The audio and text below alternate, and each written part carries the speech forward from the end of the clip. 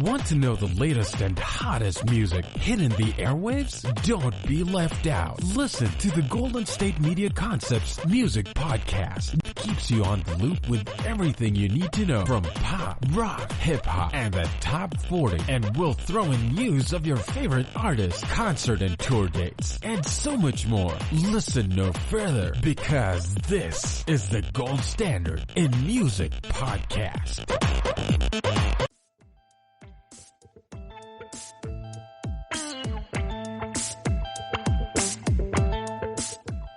Thank you for listening to the GSMC Music Podcast, brought to you by the GSMC Podcast Network.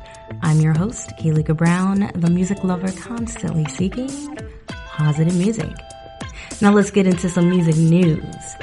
One person has been killed and 4 others were injured in a shooting late Friday, February 14th, outside a Berlin event venue. German authorities said Saturday 1 or more people opened fire outside the Tempodrome located near Potsdamer Platz in the center of the city before fleeing the scene. A 42-year-old man was killed. 4 others were injured, some seriously. Investigators don't have any indication yet what motivated the shooting, but it doesn't appear to be terrorism related. The incident took place on a square in front of the Tempodrome as a Turkish comedy night was being staged inside. Berlin has one of the highest number of killings per person among European capitals. Fireflight Australia raised close to $10 million. It spanned 9.5 hours and was in response to the devastating wildfires which swept the country.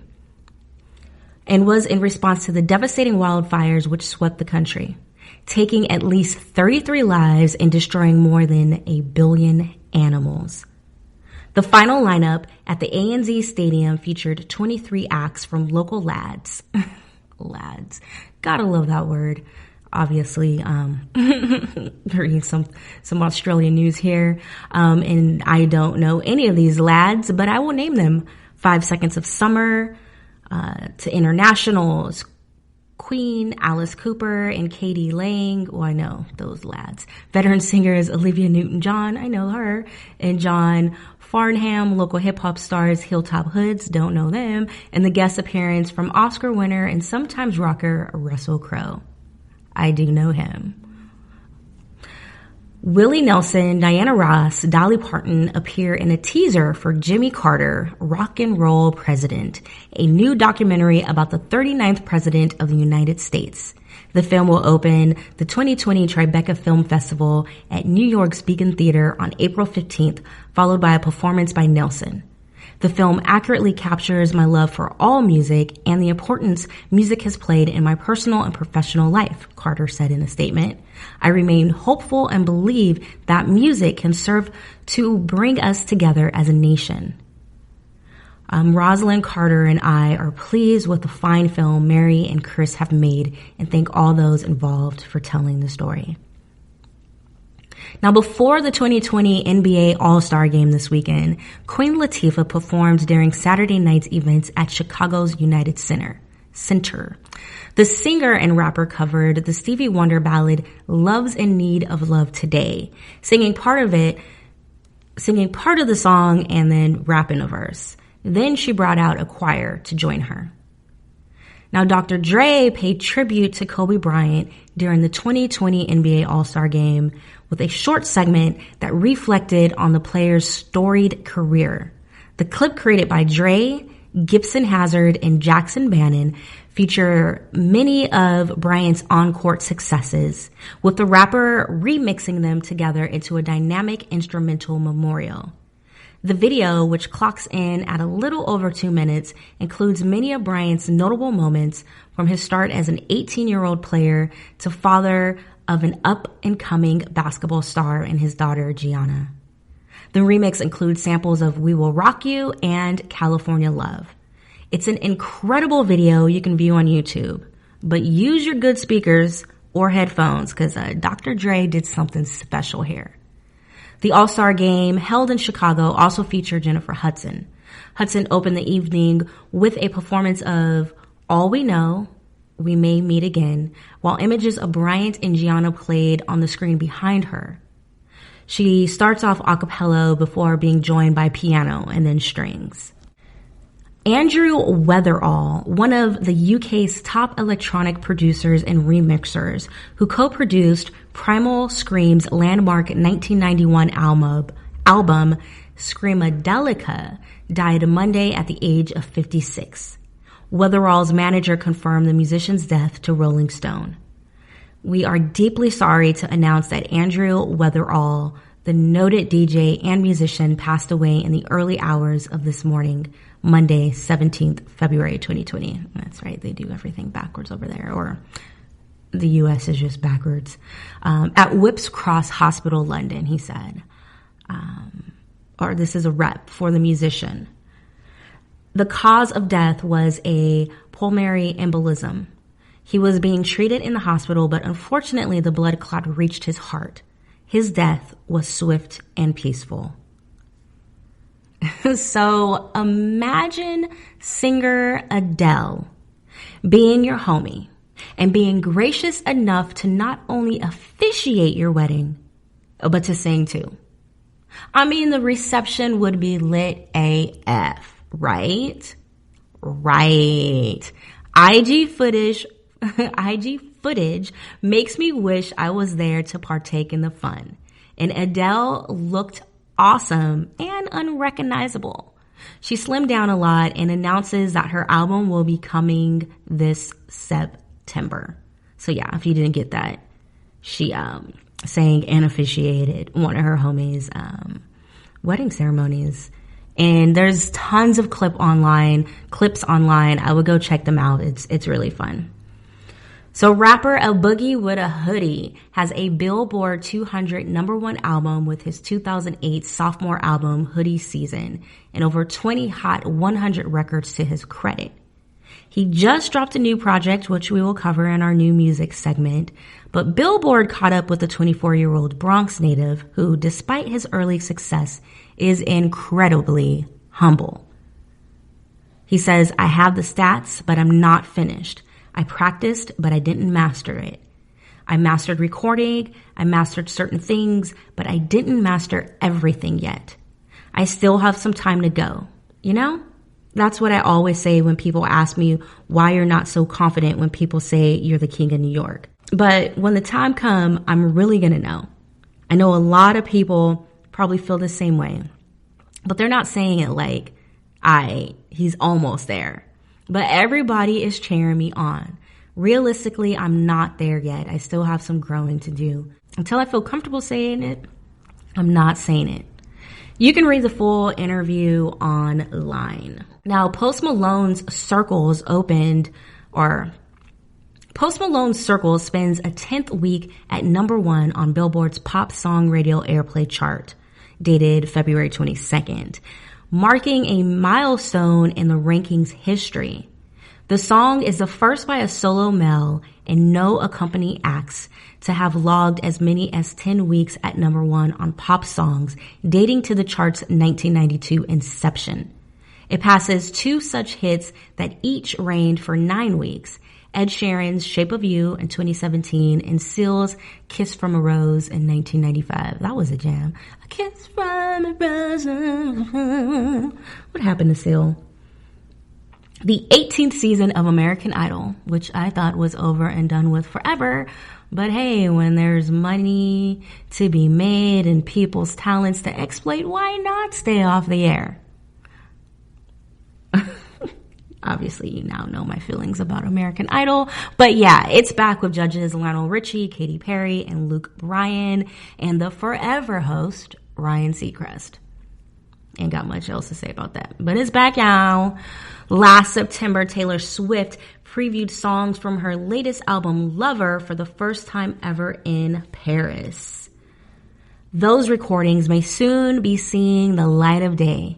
Swift teased on social media that the song and video for Lover track The Man, live from Paris, will arrive at midnight Eastern Standard Time on Tuesday. During her 2019 City of Lover concert in Paris, Swift performed live debuts of Death by a Thousand Cuts, Cornelia Street, and the feminist anthem, The Man, as well as a smash hit, You Need to Calm Down, The Archer, and the album's title track. Now, Get Up, Stand Up, the Bob Marley Story, a new musical featuring the songs of Bob Marley, will debut in London next year. So the production was produced by Playful Productions, Stage Play, and Trim the Wind. It was also previously workshopped in 2019. It will begin previews in London at the Lyric Theatre on February 6, 2021. Lee Hall, the playwright and screenwriter behind Billy Elliot and Rocket Man, Go Billy, wrote the musical and took direct inspiration from Marley's lyrics to tell his personal story as an artist. The production will star Arenas Kinney, who appeared in the Bob Dylan-inspired musical Girl from the North Country, and is being directed by Dominic Cook. So we're going to go ahead and take a break and return with new releases. Always on the go, but the day just won't be one without your Hollywood fix. Let Golden State Media Concepts Entertainment Podcast take care of that. An all-inclusive look of pop culture.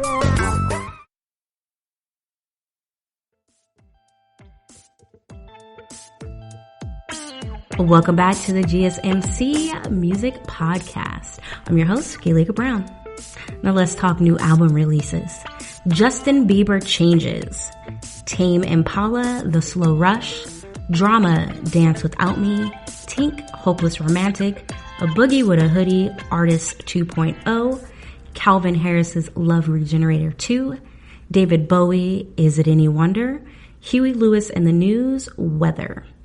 Now, new singles, Future, Life is Good Remix, Sam Smith, To Die For, Migos, Give No F's, featuring Travis Scott and Young Thug, Bad Bunny and Sek, Ignorantes, DaBaby, Shut Up, YG and Kehlani, Conclusions, The Strokes, At the Door, Grimes, Delete Forever.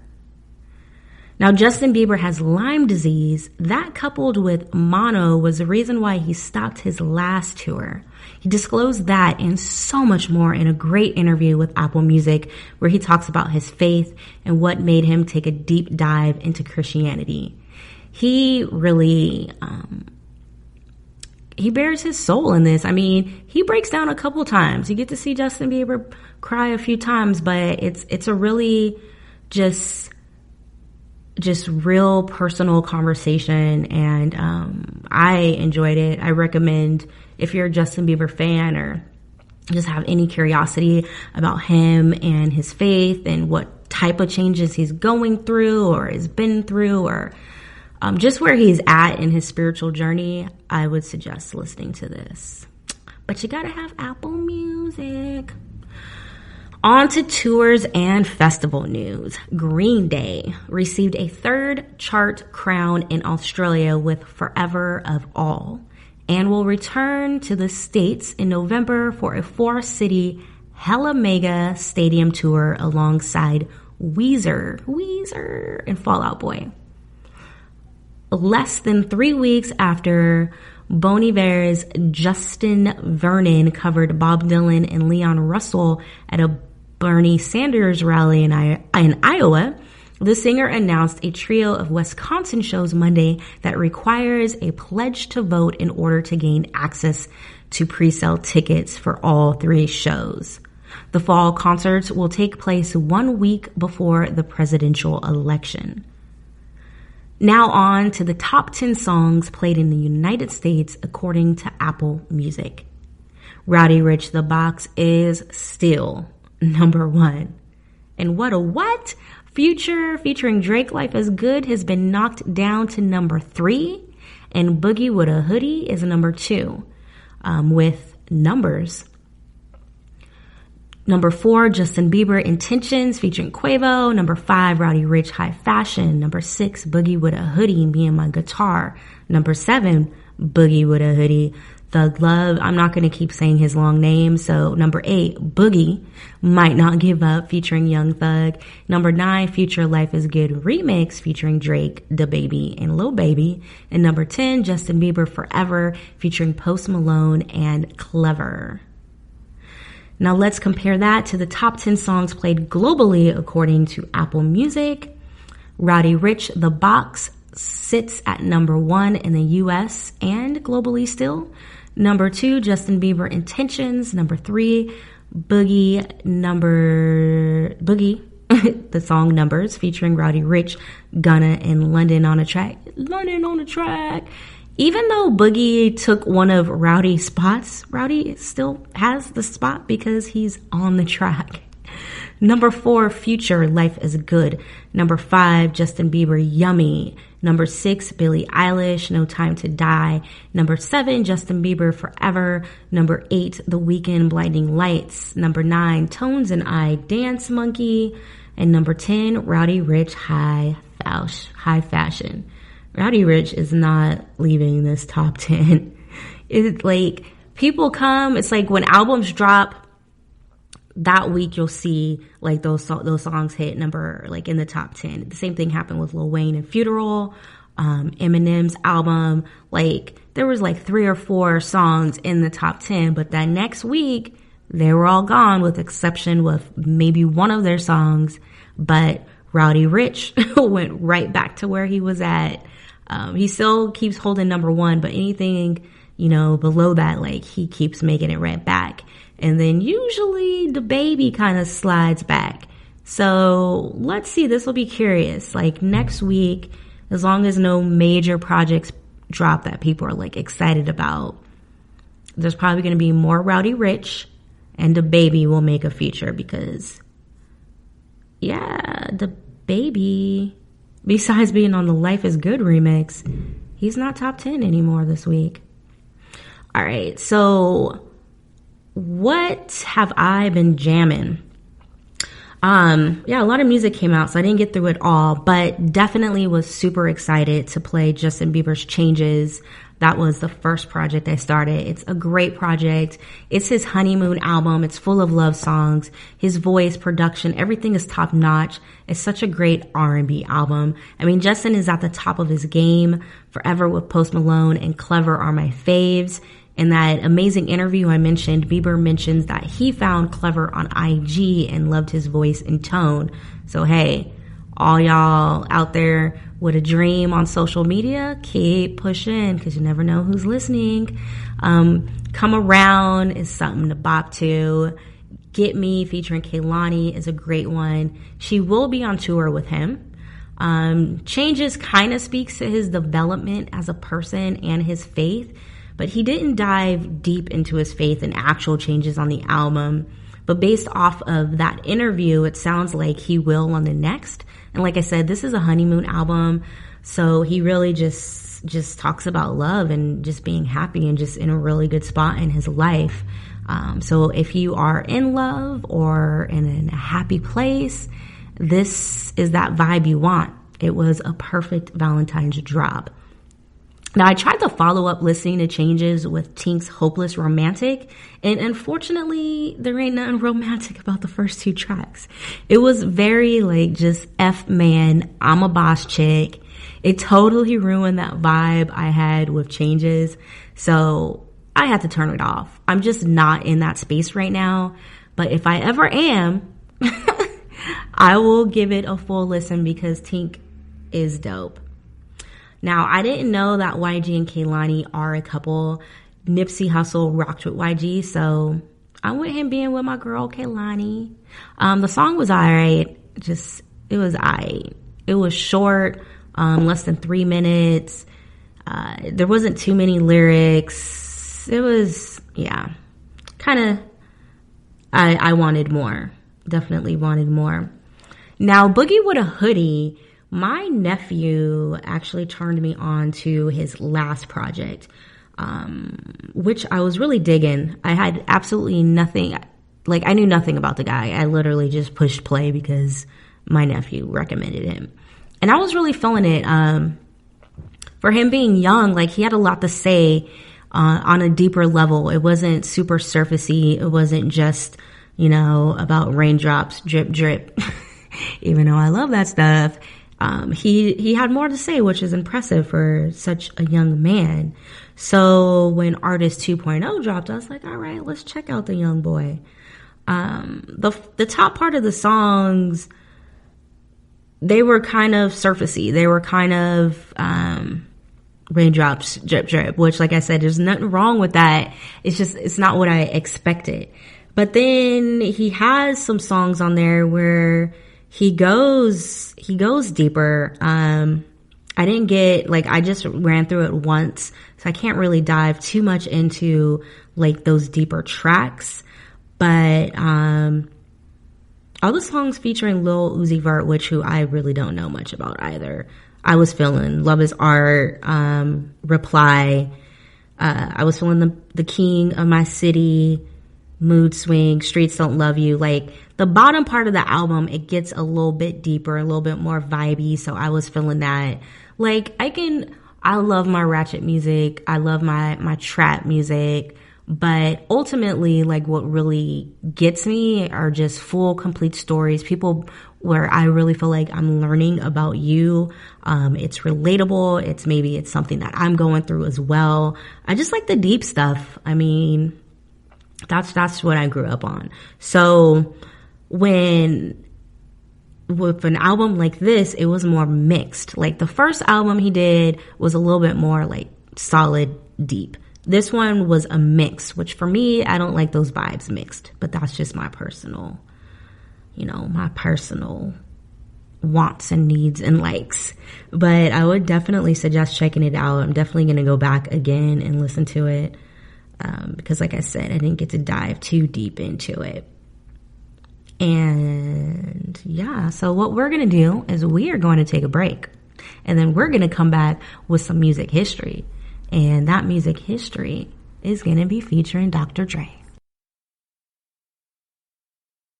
Searching the vast jungle of podcasts? Now listen close and hear this out. There's a podcast network that covers just about everything that you've been searching. Hey! The Golden State Media Concepts Podcast Network is here.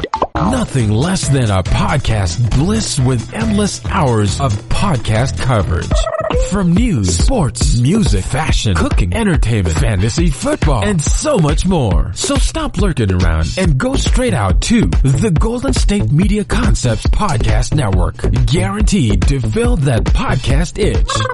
Whatever it may be. Visit us at www.gsmcpodcast.com. Follow us on Facebook and Twitter, and download us on iTunes, SoundCloud, and Google Play.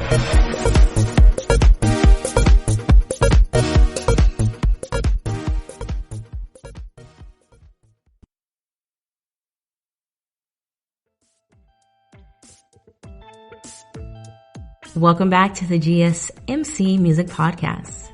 I'm your host, Gaelika Brown. Now let's get into music history with Dr. Dre, according to allmusic.com.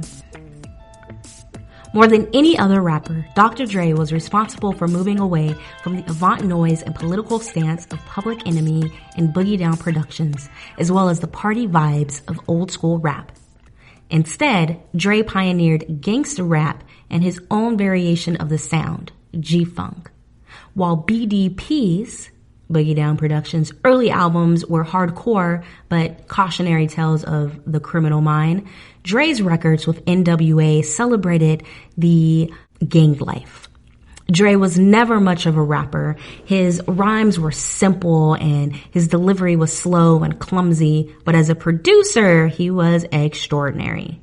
With NWA, he melded the noise collage of the Bomb Squad with funky rhythms.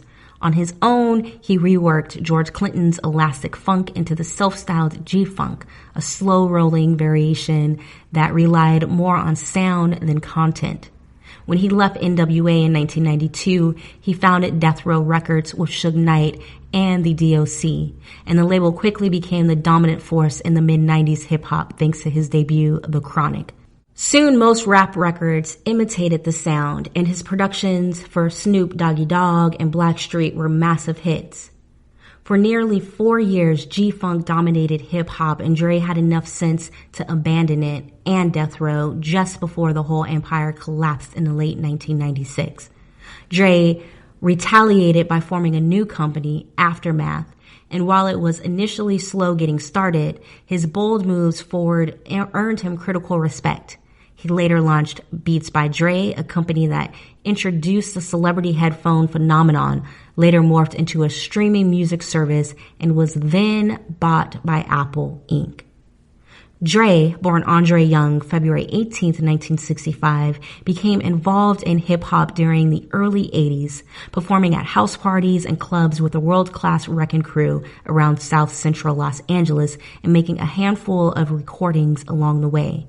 In 1986, he met Ice Cube, and the two rappers began writing songs for Ruthless Records, a label started by former drug pusher Eazy-E.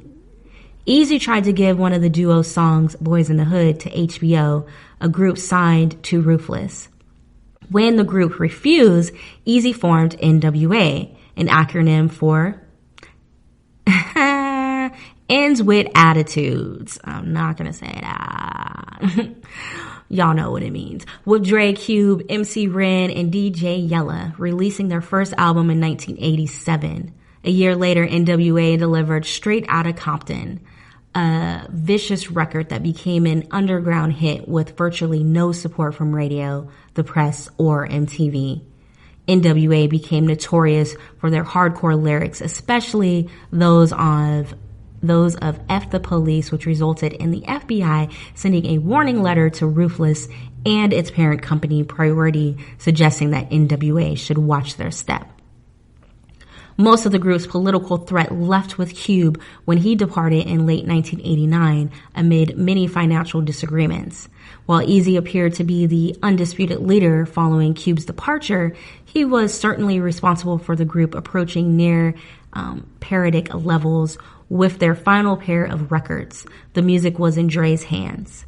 On both the 1990 EP 100 Miles and Running and the 1991 album In for Life spelled backwards, so it just looks like he created dense, funky sonic landscapes that were as responsible for keeping NWA at the top of the charts as Eazy's comic book lyrics.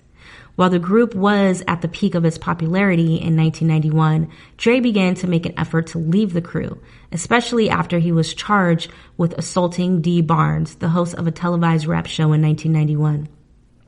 The following year, Dre left the group to form Death Row Records with Suge Knight, an NWA affiliate, the DOC. According to legend, Knight held NWA's manager at gunpoint and threatened to kill him if he refused to let Dre out of his contract.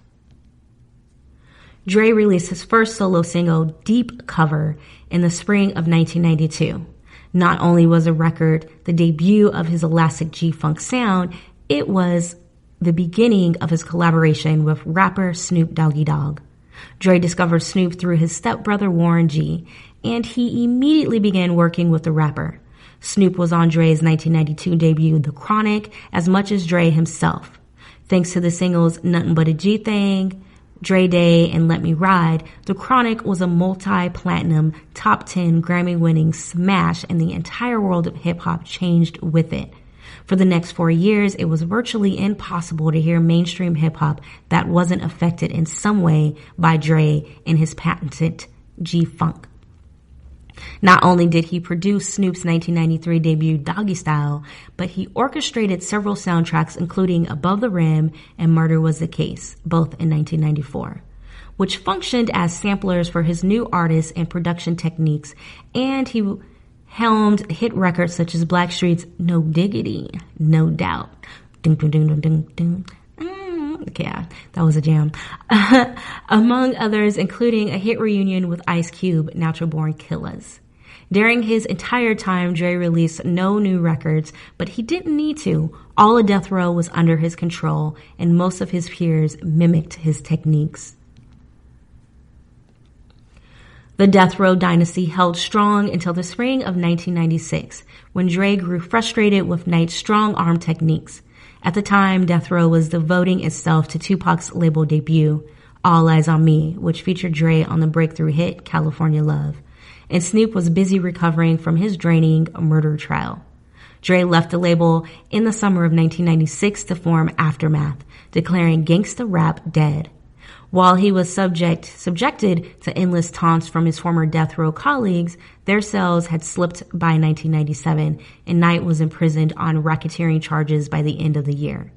Dre's first album for Aftermath, the Various Artists Collection, Dr. Dre Presents the Aftermath, received considerable media attention, but the record didn't become a hit, despite the presence of the hit single, Been There, Done That. I remember that too. The video too. I definitely remember the video. It was like super dark. That beat was super dope though. Been there, done that. Even though the album wasn't a success, the implosion of Death Row in 1997 proved that Dre's inclinations were correct at the time. Dre's de facto sophomore solo album 2001, which scored him a second Grammy for Best Rap Performance by a Duo or Group for Forgot About Dre, followed in 1999. That same year, Dre unveiled his next protege, a young Detroit rapper named, what was it? Skittles? Starburst? Snickers? No! Eminem. Focus then shifted to work with his label and production for other artists. A third and final album titled Detox had been announced, but the producer devoted time to Aftermath artists like 50 Cent and Eminem. The album suffered numerous delays. Work for the Game, Snoop Dogg, Jay-Z, and others brought Dre to 2006 when he partnered with Jimmy Iovine and launched the celebrity headphone company Beats by Dre. After sports figures and other celebrities adopted the headphones in masses, Beats' success skyrocketed. By 2010, the company was valued at just under $1 billion. Dre dipped back into rapping by dropping 2 singles, Kush featuring Snoop Dogg and Akon, and I Need a Doctor with Eminem and Skylar Grey.